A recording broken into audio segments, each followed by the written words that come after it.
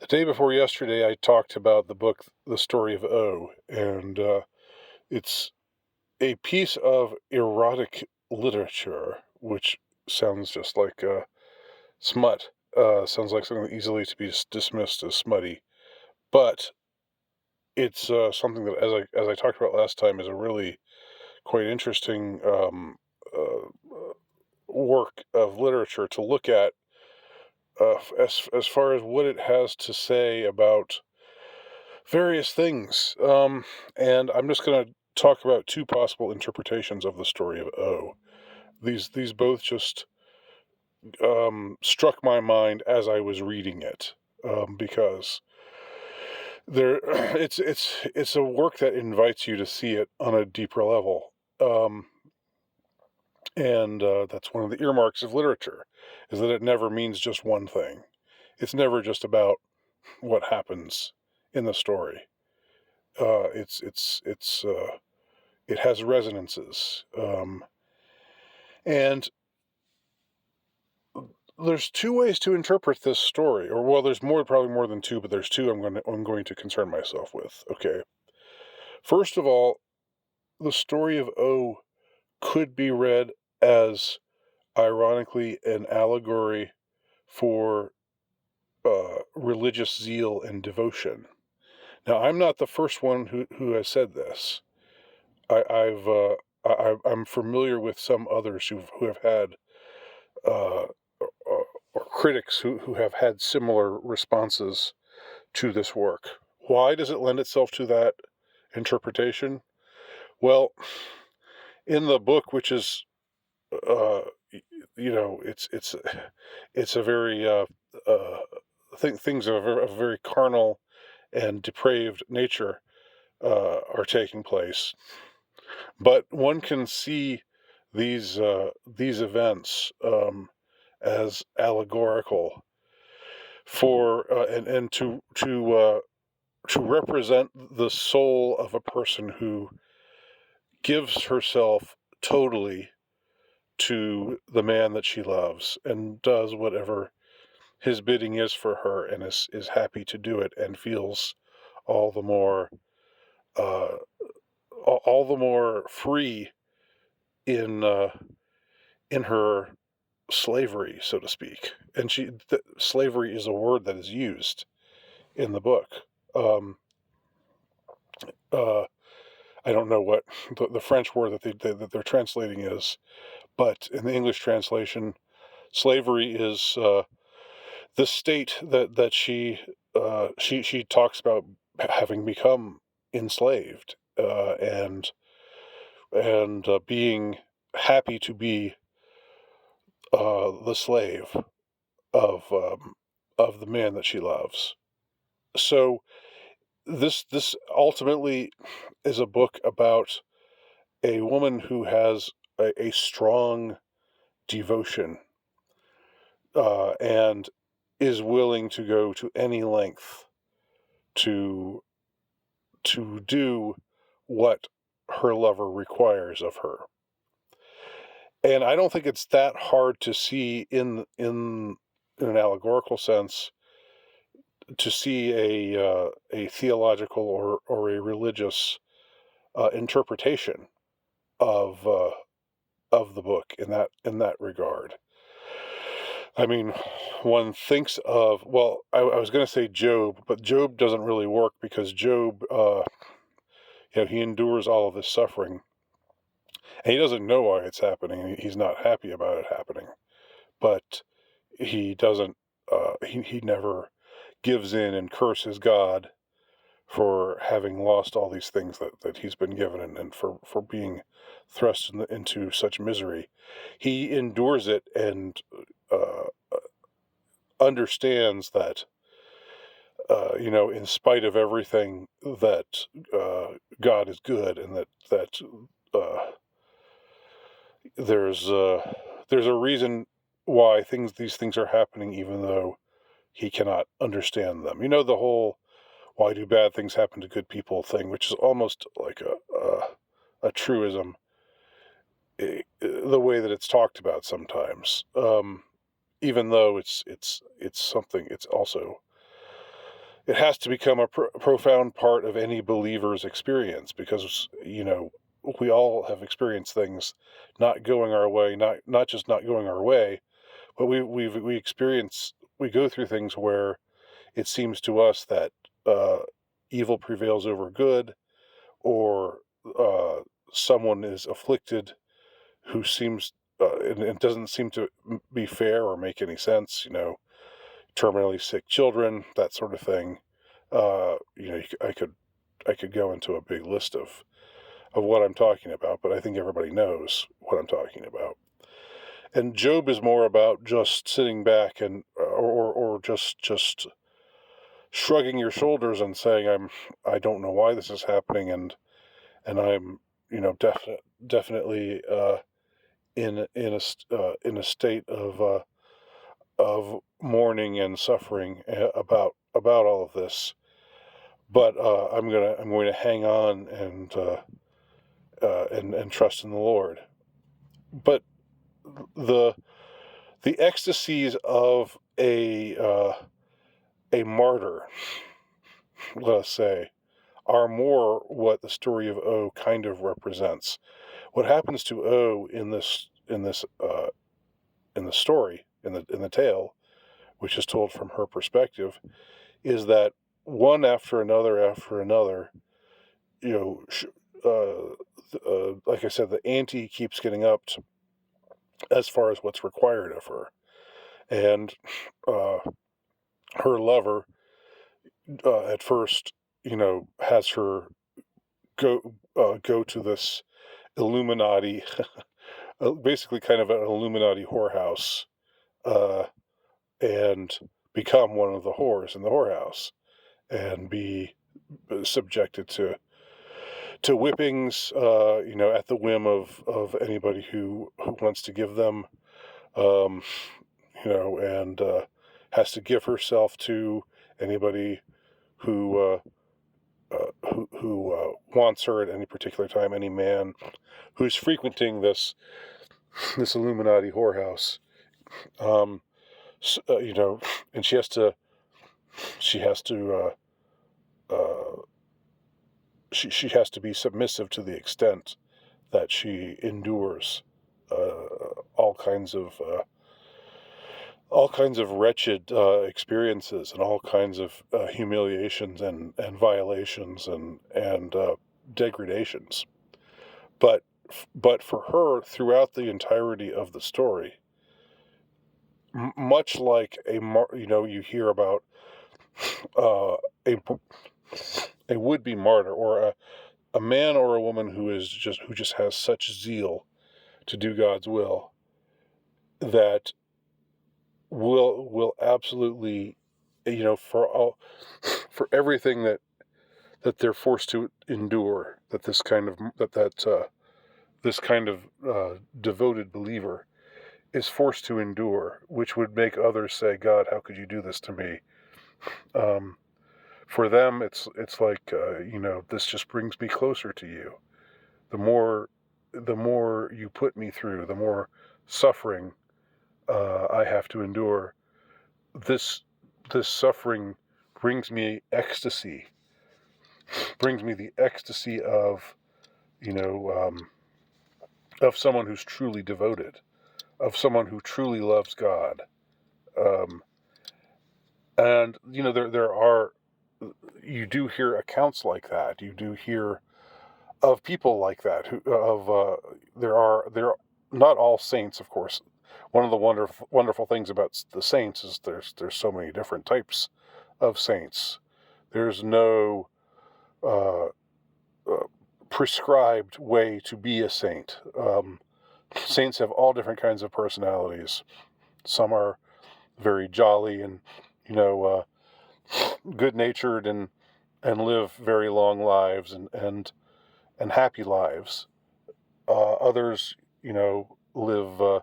Others are very austere and live very short lives filled with pain and suffering.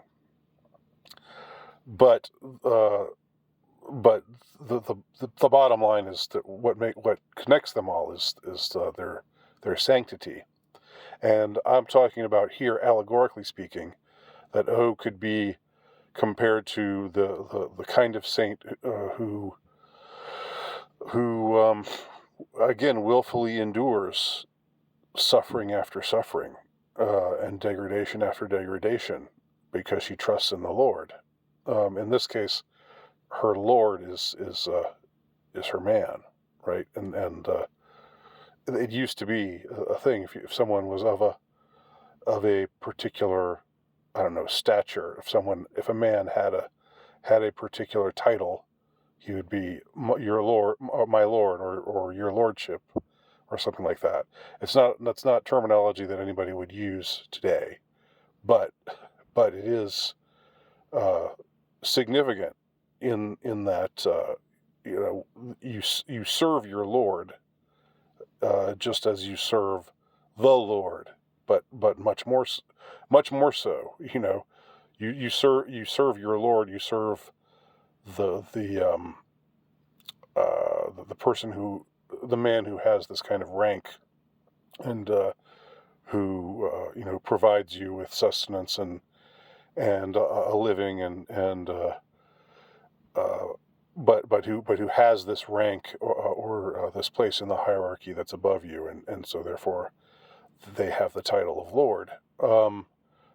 And uh, in that sense, uh, if you take the lover of the story as being an allegory for God in his more mysterious and more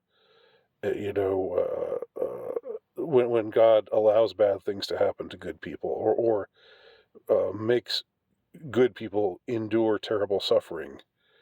Um, you know, things like the stigmata, or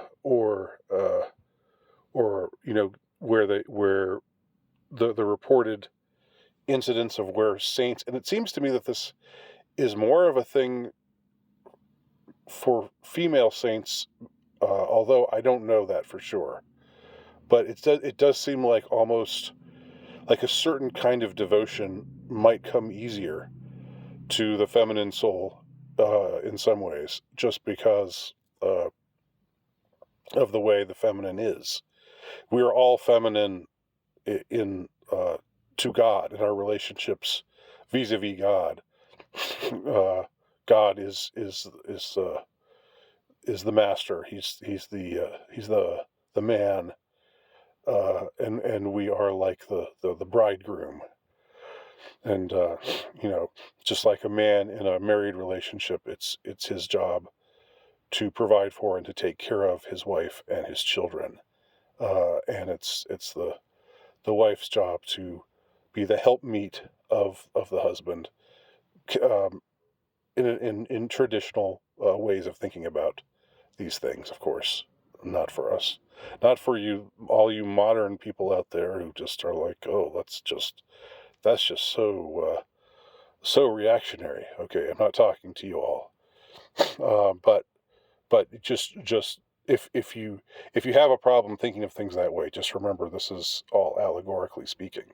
Um, and the important thing isn't so much the way that society is structured as it is the way that our ideas and notions of God and ourselves in relation to God are formed or are formulated.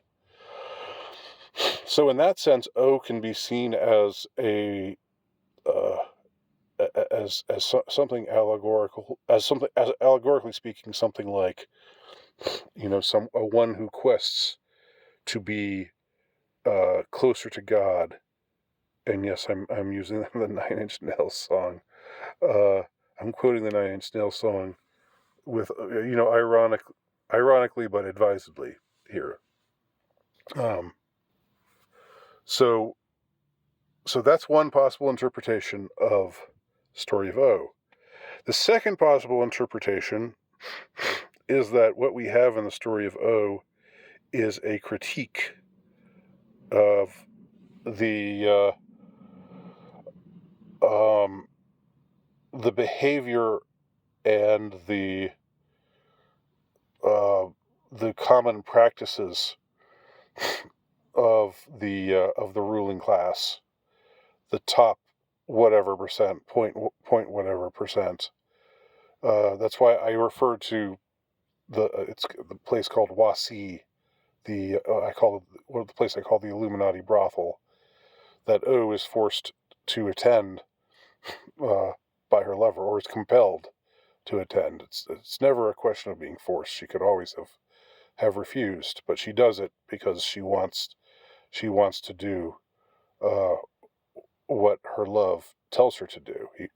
She wants to be devoted to him, and so what? This is another way of reading the book, and it's almost diametrically opposed to the first, because the first way of reading it is to think of all of the degradations that she's enduring. Um, uh, the whips, the violations, the what actually culminates in a scene where her buttocks are branded with a man's initials. Does that sound familiar to anybody out there? Anybody who's at all paid attention to this cult called Nexium, the Nexium cult, which had a lot of clout and perhaps still does, even though it's the leader Keith Raniere is in jail now. But it was funded by the the Bronfman family and had the support of various powerful people. The Dalai Lama, they had enough juice to get the Dalai Lama to come and speak to them. Now it's possible. I hope that the Dalai Lama didn't know what he was doing, and just hadn't done his homework and read up on who these people were and what kind of stuff they did. Although at the time, maybe it wasn't that kind of knowledge wasn't out there yet. Who knows? But the point is, this was a powerful organization which assumed control over a large number of people, and uh, the appeal for women in this group, Nexium, eventually became that they would become slaves to Keith Raniere, and that's what they were properly suited to be. And so he ended up having a bunch of women who were high in the hierarchy of Nexium.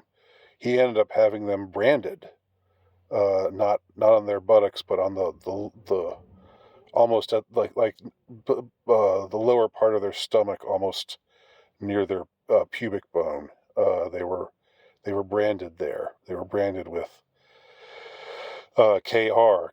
Keith Raniere. And when I came across that scene where O is branded in this way, it uh, of course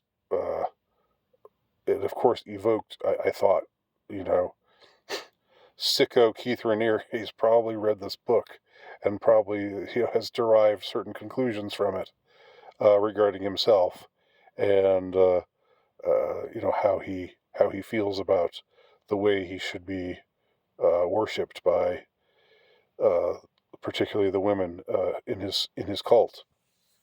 So, in this interpretation, what we have in the story of O is a critique of these groups that live in the shadows, that nobody really knows, but who are very rich, very powerful. They're basically made up of the ones who control everything, the ones who can change, can decide society is going to go this way or it's going to go that way, and they pull some strings, and suddenly there's this new trend afoot that everybody's following along with. These are the people who have that kind of power and clout behind them. What are they really up to? These are depraved people. These are people who ask to be worshipped and who ask to be, it's sort of a, you go through an initiation ritual to become part of the cult. Let us say, and whether we're talking masonry, and I'm not indicting all masons here. I know there are various low-level masons who are just, I don't know, it's just for them it's just a club. It's just a place to hang out with the boys. Um, but higher level masonry is probably something different. But also all of these cults that spring up, including the Nexium cult, which I've talked about before, or the People's Temple, Jim Jones's outfit. Jim Jones was definitely uh, some kind of CIA asset. I think all the evidence would suggest that. Um, and plenty of others that also follow suit. That just seem like they're just weird people who develop these weird ideas and prey on the gullible. But you look at a group like Nexium, and most of their clientele are highly educated, wealthy, white, upper middle class people. That's pretty much where they drew their clientele from. That's who they appealed to. Uh, that was not the case with the People's Temple, um, but nevertheless, they both are examples of cults that initiated people into believing things about their leaders and initiated them into certain practices which in which they followed their leader's every word. Their leader was God on earth, and they did what they were told by him, including drinking the Kool-Aid,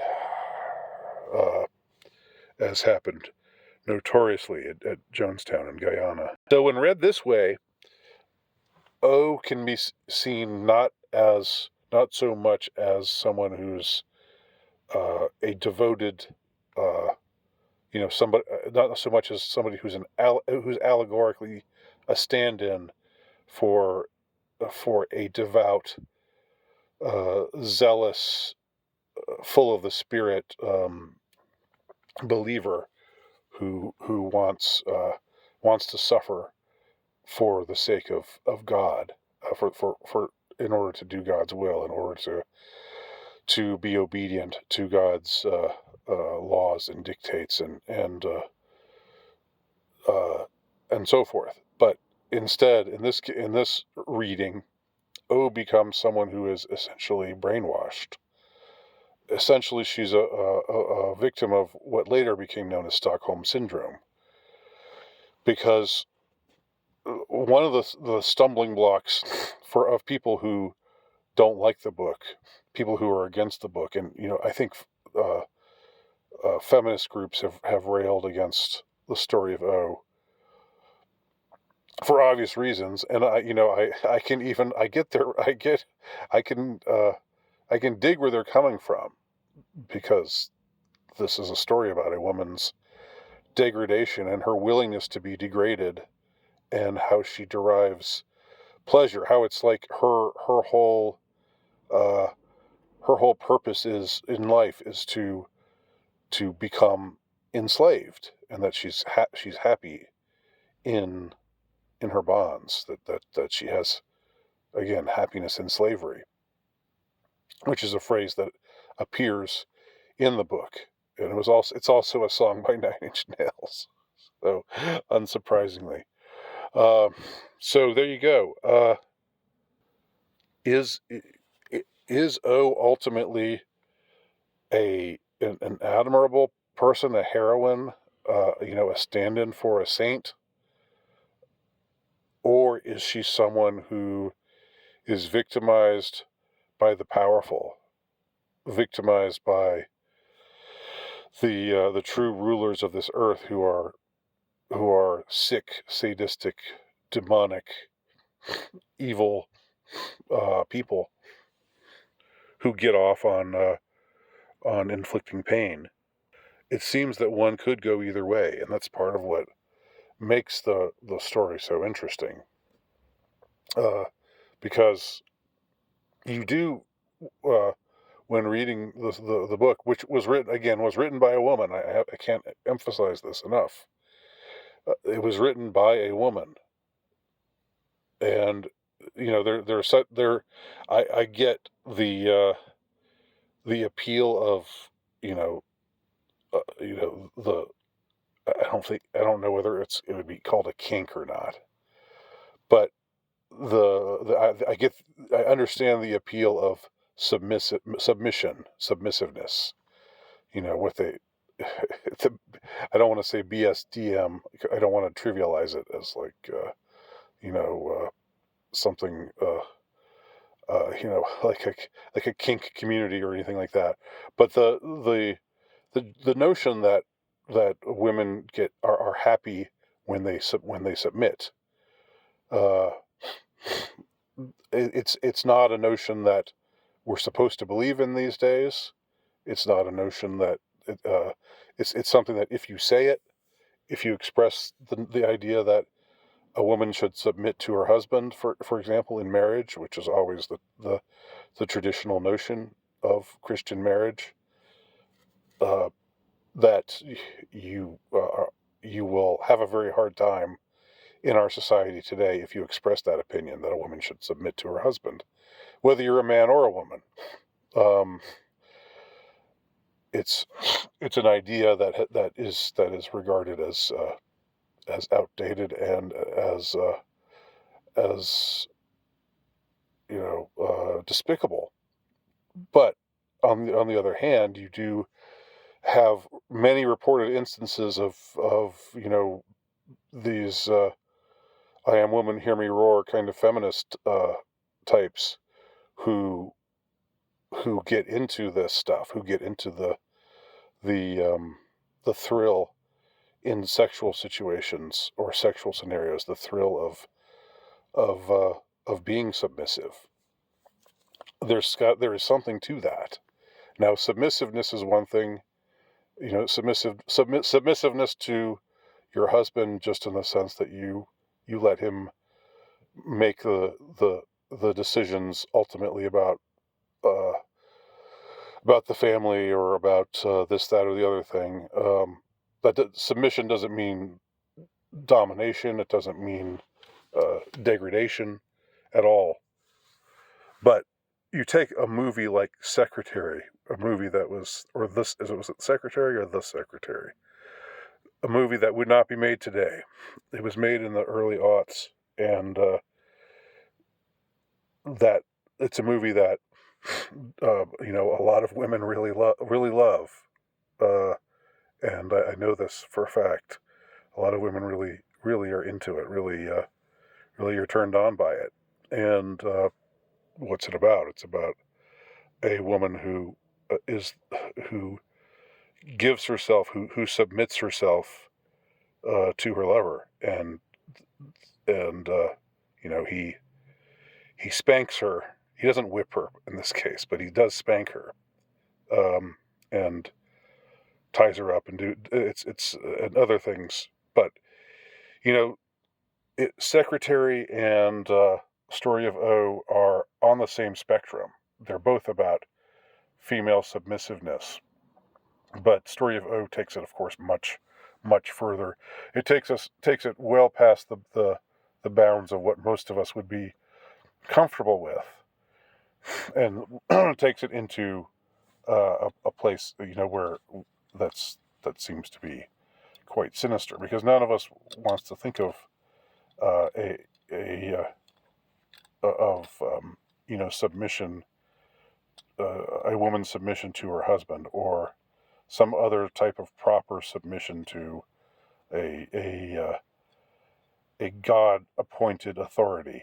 Let us say, in a certain system of beliefs, you're compelled to obey the established authorities to the extent that they continue to uphold righteousness.